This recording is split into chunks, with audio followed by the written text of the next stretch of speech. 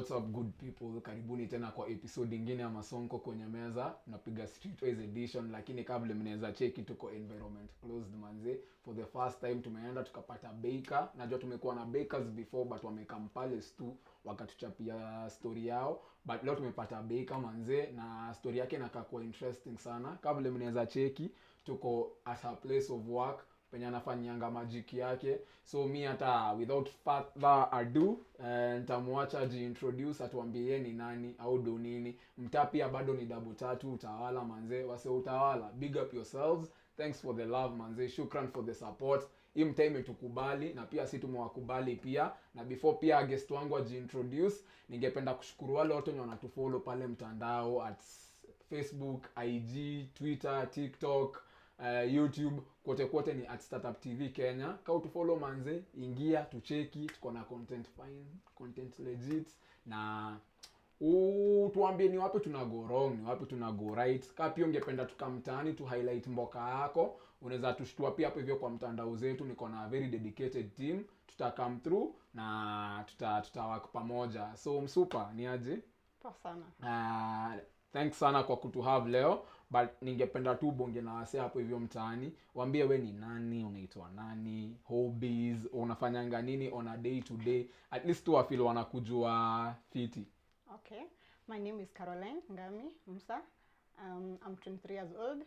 Nilifanya mambo na catering shule.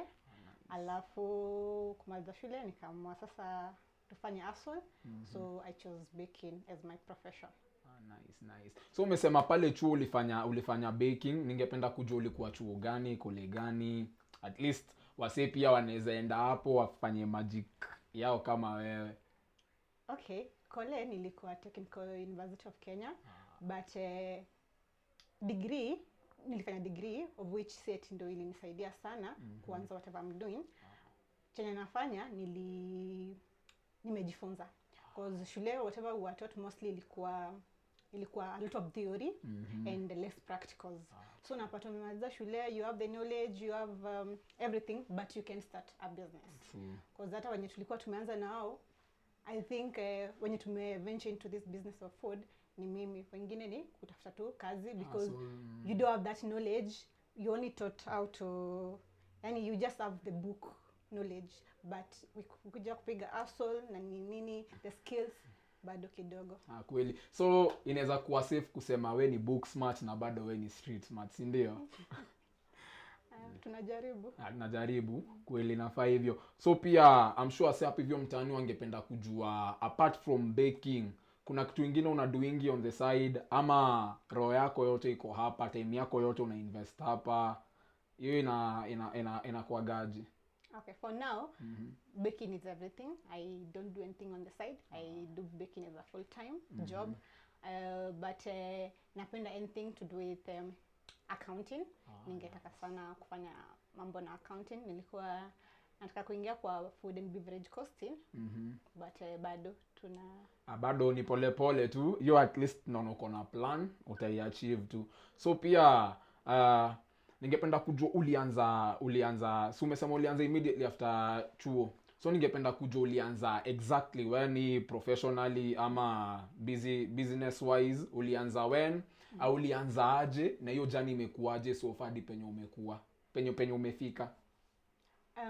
Kwanza nilianza nikuwa my first semester, nikuwa fourth year in school. Ilikuwa kama tu bit kianza na nikianza I had a friend who came to me na akaniambia but you have a passion in baking, si unaweza anza kubake. Ilikuwa tu ile like mchezo, but then hatakuwa na pesa, tuko shule, so you barely have money to survive.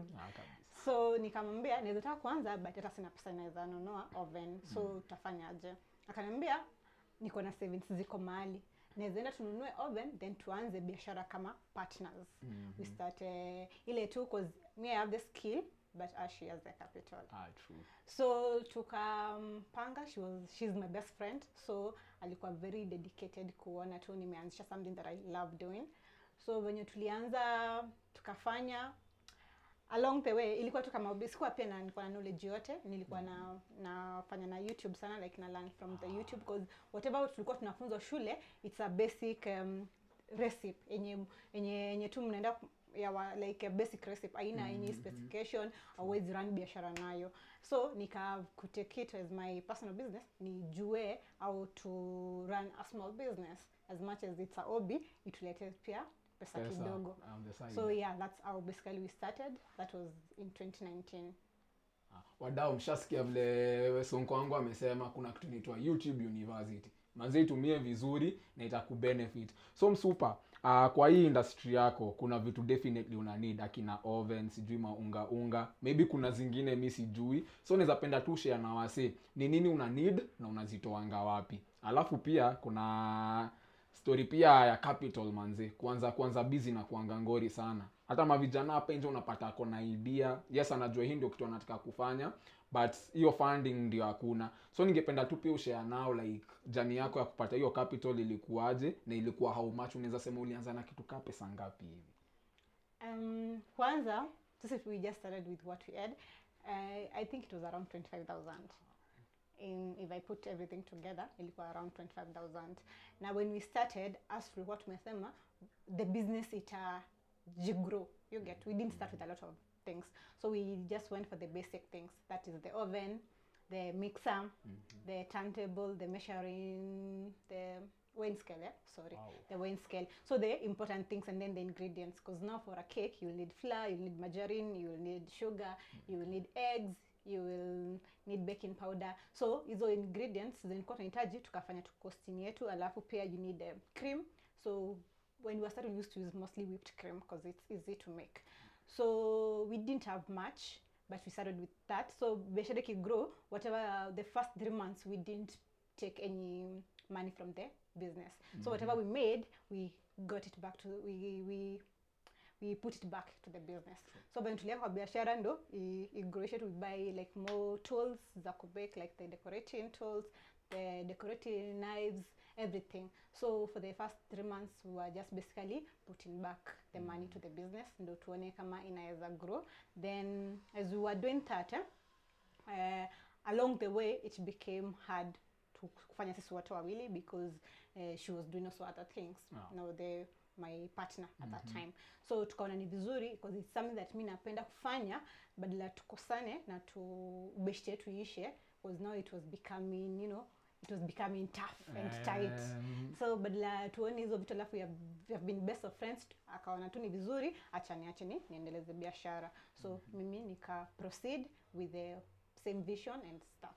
Umesema vitu mingi hapo hivyo zimenipita, sijui turntables, sijui whipped cream but I guess hiyo msi yako kwa in your line of work, hizo vitu kai hizo anaweza radanisha. So ningependa nimehost bakers a while back na walikuwa na complaint moja.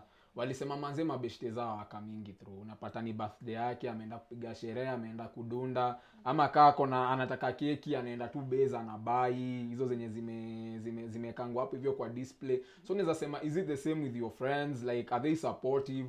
Kani graduation wanaka mingi watengeneze keki, ama you're facing the same challenges? Hiyo inakuangaje? Okay, first thing first, I think my friends are a bit supportive.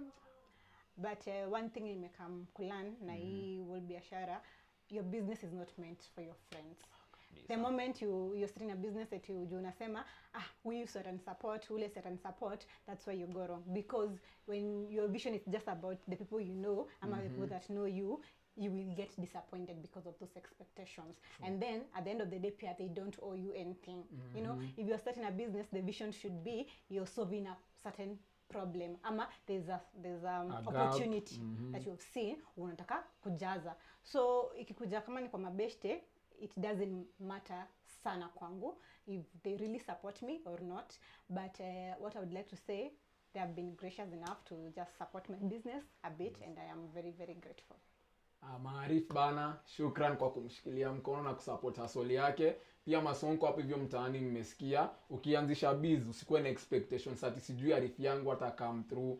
Once uko na hiyo mentality, manzao atakudisappoint. So hiyo ni kitu food for thought, ponder on that, na I'm sure kila kitu itakuwa fiti. So msupa, life si life definitely iko na ups and downs, haikuwagi rahisi. So but ningependa tu tuanze na ups. Like in your line of work, ni nini nakubambanga sana na kitu unadu apart from passion, of which ni kitu naona ime stand out na wewe.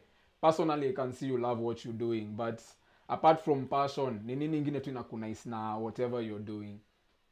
I think the customers feedback that really does for me. Like unajua umebake cake yako vizuri, umedeliver, and then a client anakupigia tu kabla hata umuulize akwambie hey, the cake was so nice, thank you, may God bless you, sijui nini. You know, inakumotivate, una feel you did something nice, like you made someone happy. So that is motive all the time. We want to just make people happy, we treat them to some good awesomeness. So at the end of the day, feedback for me, it really matters a lot, whether negative or positive, it really matters a lot. Hiyo ndio inanikipingi on track on what I'm doing. Nice. Sisi kama binadamu definitely tunapendanga feedback poa.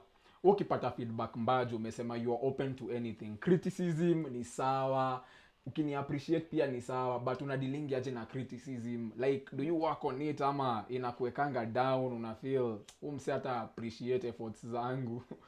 True. Negative feedback, it's just one of those things that just puts you down as a person. Yani una feel, because at the end of the day, yani you just feel so, you don't know what to do. Like for me personally, when someone tells me a negative feedback, na kuanga tu ile like guy nimemdisappoint, sasa what next, you know? And then I feel like I haven't sija deliver. So I always look for a way to make it up for them. Nice. That's good. So tumeongelelea the ups, sasa ningependa tu tackle the downs. Ni nini jo inafanyanga saa zingine hadi una feel wa mimi hii kitu naachana nayo, by the way I am gone, I am done. Najua kuna kwa gani hizo bad days, so able to tupitishe tu through the downs a lot. Ziko mingi sana, nikianza kuzisema tutakapa sana. Ziko mingi, but sana ile inakuput, yani umebake tu cake yako vizuri, you put your heart into that, and then that cake inaamua tu ku disappoint, it doesn't bake well. You did everything nice, because sometimes I don't know, yani you can just mix up everything nicely, but when you put the cake to the oven, either it may sink, it may crack, you know, it doesn't come out the way you're expecting. There are cakes that just give you nightmares. I'm telling you, nimelia mara mingi sana, umebake, umeka cake kwa oven, unagoja ukienda kuangalia unapata disappointments. And then you see, even like you put, when you're baking, it's like you put your whole soul into that. So imagine umeenda unapata disappointment, that thing but they break someone kabisa. Manzi pole about hiyo, but naona hujaiacha kitu unafanya, meaning uko tu sawa. But pia weka baker, umesema sijui ma whip creams, ma turntable, kuna ma decorations zenye ziwe kwa keki, uende ya wapi? Kuna place unabaingi specifically, kuna msee au kuletea, like hata mtu kama mimi nikitaka unaweza ni direct wapi ama unaweza ni suggest ya wapi? Okay. I think that will depend mostly with someone's location. Jumi sasa hivi niko Utawala, there's a shop in Utawala inaitwa Sweet Tooth Deluxe. Nice. So hapo ndo mimi upata everything I need, the accessories, everything I need for baking. But if you're in town, there are a couple of shops in town.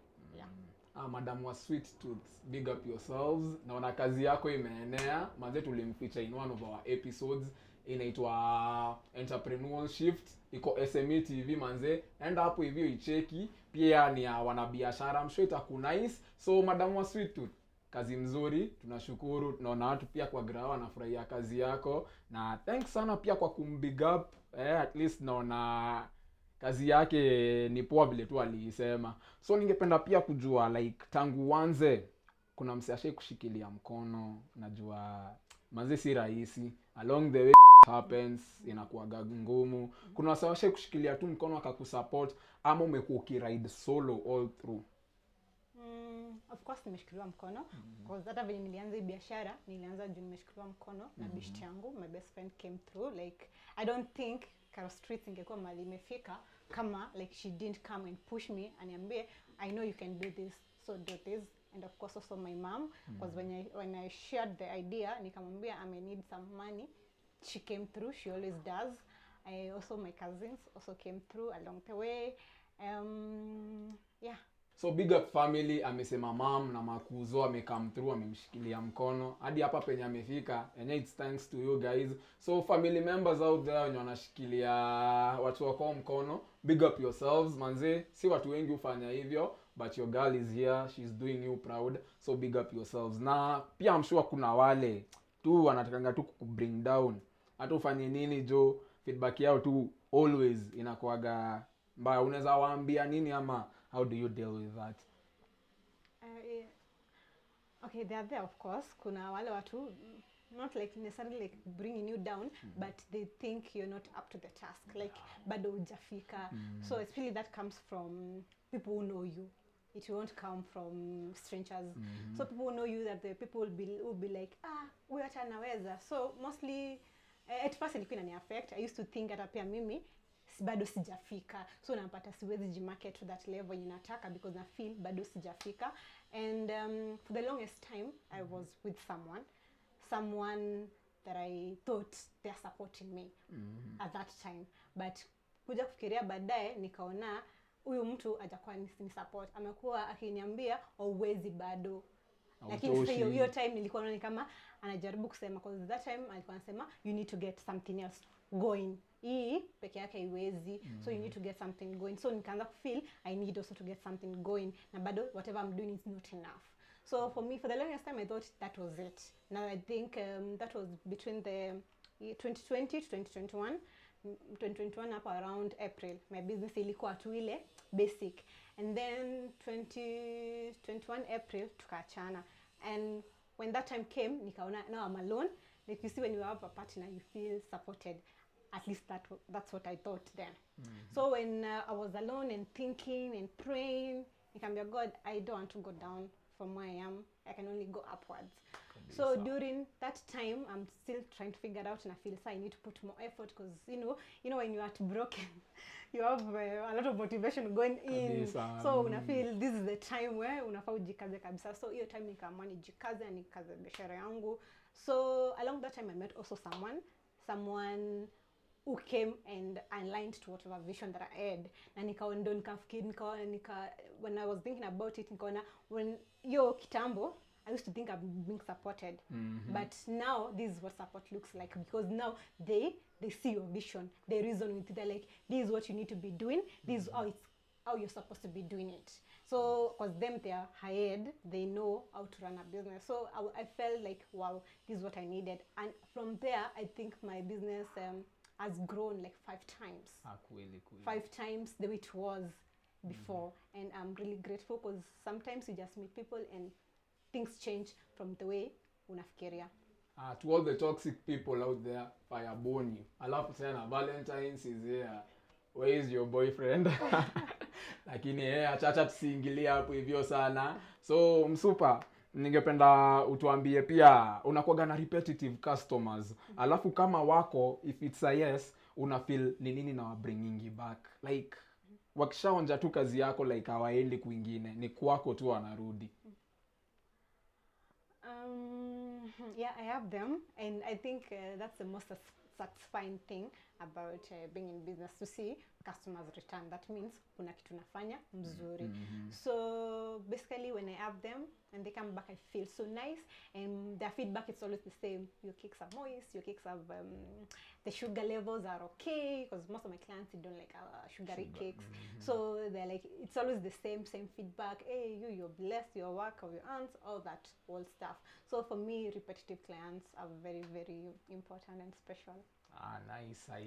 I love the sound of that. Alafu unaweza sema kazi yako imefanya ukakuwa better at interacting with people, kwa sababu the most people I've interviewed wananiambia, by the way, one thing I've learned in my line of work ni kuongea na wasi. Kitambo I was not that good with interacting with people, but now so unaona customer kikam, kuna vile tu unaongea na yeye. Pia imenimake a better person, kwa sababu the customer is always right. Hivyo ndo vile si tu believe, si ndio? But hata unajua tu saa zingine customer amekam sana. So inaweza sema imekufanya a better person, like more understanding, more interactive hapo nje, ama wewe unaona tu I am still the same, like nothing changed. Mimi kuanzia kitambo nilikuwa najua kubonga na wasi. Imekuwa aje? Okay, I don't think it has changed me much, because most of my clients I think I'm very blessed to have very amazing, most of my clients are very very amazing. Alafu like they make me feel like I'm part of their family. Like most of my clients turn out kwa my family. So at the end of the day, like in terms of interacting, understanding ama kama kuna issues zote na feeling it too, like there's no pressure. I don't have absolutely no pressure to interact na wao. It's just kama kawaida, like I don't feel like I have to go out of my way to impress them ama to nini. At the end of the day, most of them, because most of my clients are families, so I just feel like I'm welcome Part to of their the family. part of the family. It's so easy dealing with them. Apart kuna wale tu kidogo wanakuanga tu, you know, there are those nuisance ones, but at the end of the day they're very minimal. We don't even notice them. Kweli kabisa. Alafu kuna swali nilikuwa nataka kulenga, nilikuwa na feel si important sana, but kuna kitu li mention ika bring my mind hapo tu ika click hapo. Umesema around 2021 there, si ndio, April, your business was not doing so well. Unaweza attribute to COVID ama it was other factors? Na pia your COVID, like post COVID, what did you learn from that experience? Na going forward una feel like ni nini unaweza fanya different kuliko na kitu ulikuwa unafanya before? Ama kitu tu kaa hiyo. Yeah, of course COVID ili affect everything, because I remember 2020 vitu zilienda like, you know, tulikuwa tumefika let's say like place kama 70 hivi, tukaenda back to zero because things went to stand still, and then it was really tough for the longest time until kitu July 2020 ikaanza kupick, but sasa bado tuko tu hapo tuna, you know, for someone who is depending fully on this business, it was really tough. What I learned with I think the whole time I was focusing on the very wrong things. I told you I was in a relationship that was very demanding at that time. So I used to follow a lot of advice that I used to get from there, which at the time I thought it was advice in Nijenga, but kumbe it was something that was just meant to bring, as in to make me feel like bado sijafika. So when I got out of that, things changed, because now I'm at a space where I can think clearly without being manipulated by anyone. So when nilikuwa kwa hiyo space yangu, nikaona kuna vitu fulani sijakuwa nikifanya venye na inatakikana ama venye nataka. So nikaanza kualign kidogo. At that time I spoke to my mom, nikamwambia I needed some cash. Nikamwambia I need some cash to do something. Then my mom came through and the cash came, and I did whatever I needed to do. During that time, that's when I met another person who came with the advice that I needed during the very time. So after that, nikaanza, like, you know, when you reason out with someone, sometimes you need someone to help you reason out the things vizuri. So venye tumeanza tunafikiria, because now anaona you're very dedicated in what you're doing, ebu tuchape kitu vizuri. So akanipea a few pointers, a few tips, pia zikanifungua akili yangu. So along the way ikakuwa, yes, it's just me running, but now at a better level than before. So zile challenges nilikuwa napitia, zile problems nilikuwa napitia back then, saizi they're not a challenge anymore, and then my business imekuwa exposed to another level. Yeah, I think that's how I was able to grow my business from where ilikuwa to where it is now. Yeah. Manze, what doesn't kill you only makes you stronger. So at least ulilearn na umekuwa a better person from your experience, na pia vitu zilijipa vizuri. So pia tukikafunga tunaingia period fulani ya elections yet again, na ndio business yako ifanye vizuri, your business to boom, lazima tu kukuwe na peace. Juu kaa sawa napigana, hakuna orders zitamekiwa ati wasawa kule keki. So ningetaka tu uongee na mavijana hapo nje, waambie like just speak your heart na uambie kitu ungependa kuambia. Alafu pia advice to the youth dem hapo nje, I'm sure kuna mse amekuona, amenaisika sana na story yako. Maybe pia kuna kitu alikuwa anataka kuanza, si necessarily baking, but amesikia kitu umesema na amebambika. Unaweza muambia pia nini. Alafu pia tukikafunga utupatie handles zako za mtandao, locations, mse anaweza pataje delivery if you do deliveries, yani vitu tu kaa hizo. Pia phone number kama mse ako around anaweza kuvutia chape biz, vitu tu kaa hizo. Zile vitu mingi. Okay, sawa, acha tunaanzia as for election. Chenye nataka kuambia wasee ni it doesn't change anything.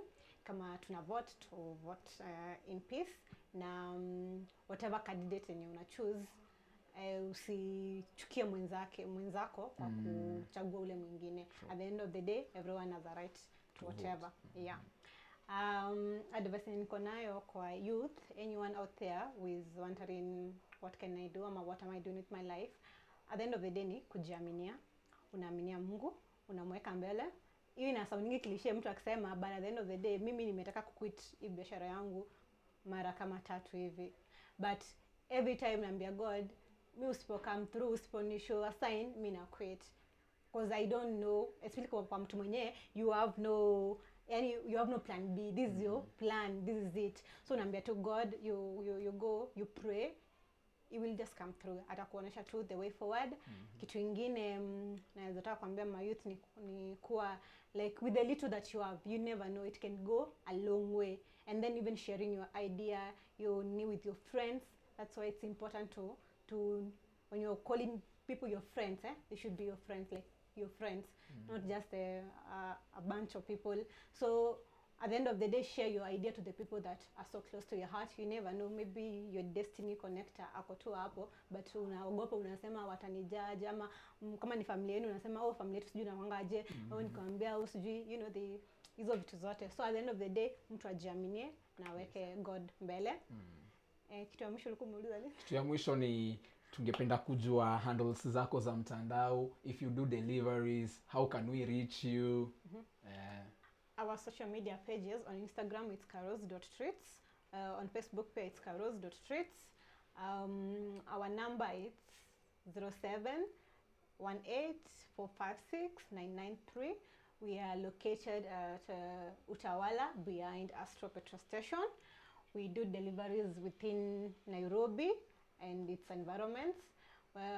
We do charge for deliveries to town. We charge 150 shillings.